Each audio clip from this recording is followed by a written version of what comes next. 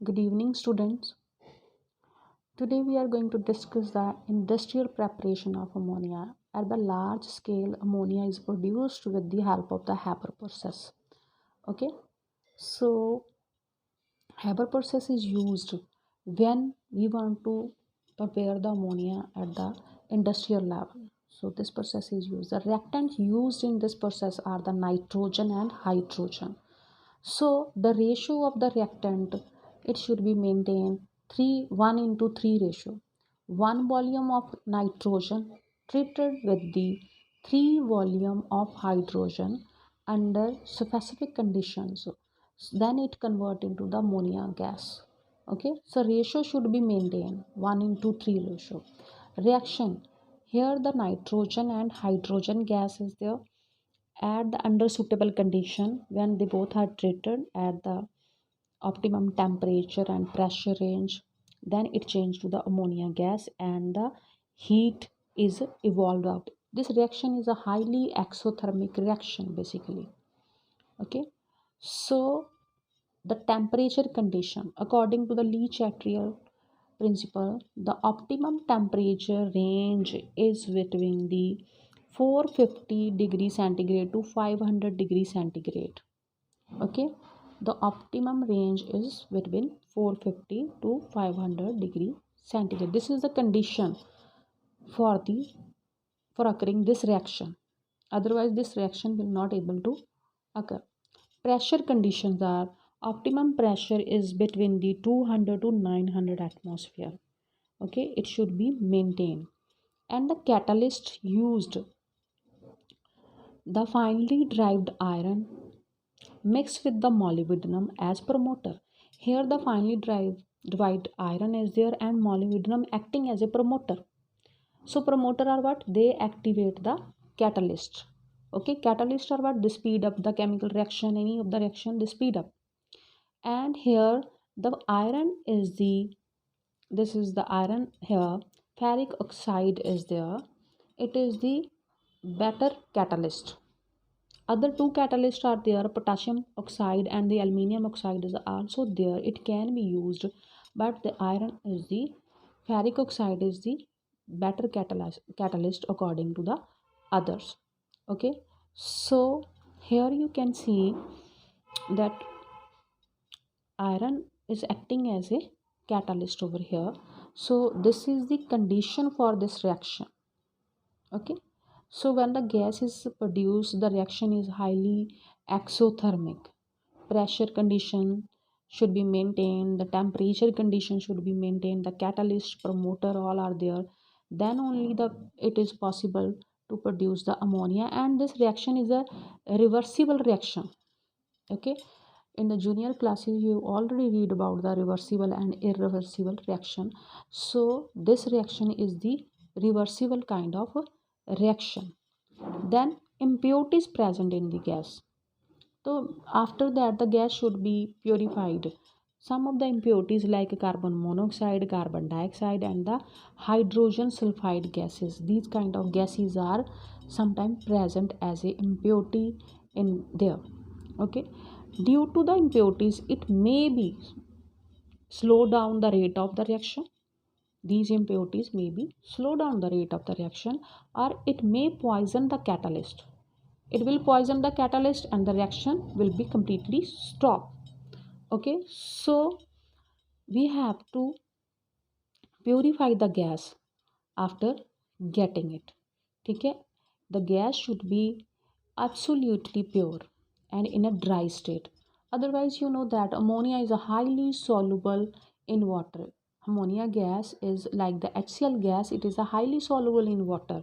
So it should be purified and in a dry state. The same the conditions are same as there.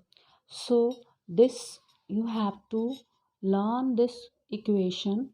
Okay, this is very important equation, and here the condition of the chemical reaction is given, so you have to learn these condition also. Okay, they can ask you in the, here I have shown the flow chart for the, this is the flow chart is shown here for the this Haber process.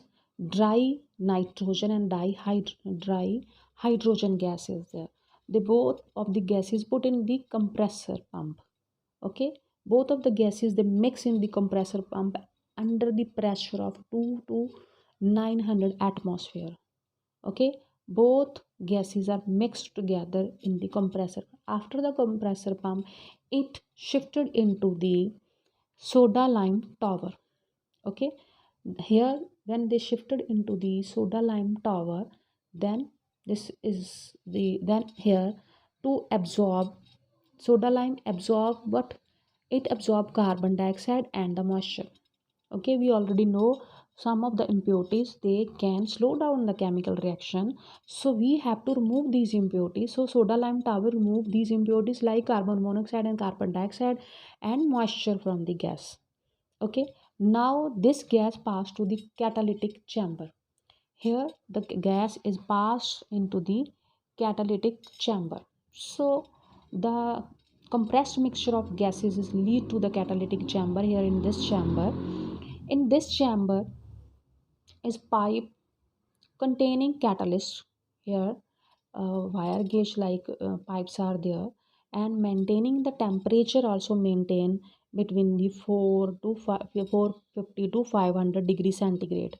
And catalyst finally divide iron and promoter as a molybdenum present here. The pipe containing the catalyst further connected to the heat exchanger. These pipes are connecting with the heat exchangers also. Okay, then this from the catalytic chamber it passed to the condenser. Okay, so in the condenser what happened in the basically in the catalytic chamber, the gases are initially heated and reaction start. No further heating required because the reaction is what we know that from the starting this is a highly exothermic reaction. Okay, so afterward incoming gases in the catalytic chamber absorb heat from the outgoing gases and heat exchanger. Okay, so cool down all the gases cool down, then it pass to the condenser.